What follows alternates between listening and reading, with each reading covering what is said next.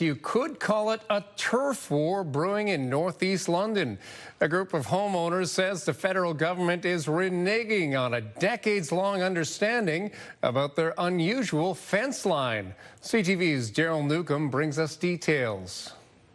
Here, all the way over. Marion Weeder is among the homeowners facing big changes to their properties after Agriculture and Agri-Food Canada's Research and Development Centre in northeast London decided to install a new fence. Her backyard is among 4 with bump outs that the federal government says encroaches onto their property, so the shed and gardens must be removed. It's about 4 feet by, then it goes over to here about 50 feet. Neighbors say the bump outs in the fence line were installed 38 years ago with the consent of the federal agency in order to preserve some pre-existing trees. I'm standing just behind me was a tree that was over 5 feet in diameter that actually had a massive branch going over the homes. City Councillor Peter Cuddy is frustrated that the federal agency is being so strict. This is a perfect opportunity and a good illustration of where common sense really comes into play here. Recently, neighbors were given a deadline to have their fences, sheds, and gardens moved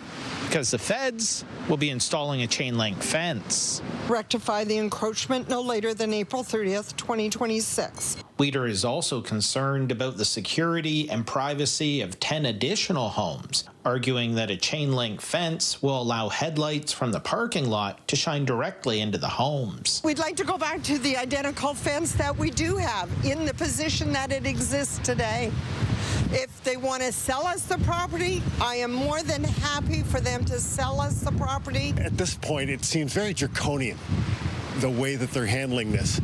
And we're very, very fortunate that we've had some very good MPs. Yeah. We started with Lindsay Matheson and then Kurt Holman, and now Peter Fragiskatos. Fragiskatos has asked the neighbors if they're willing to consider a compromise that he can bring forward on their behalf. The group is talking about a wood fence with adjustments made to take into account the current placement of sheds and gardens and things of that nature.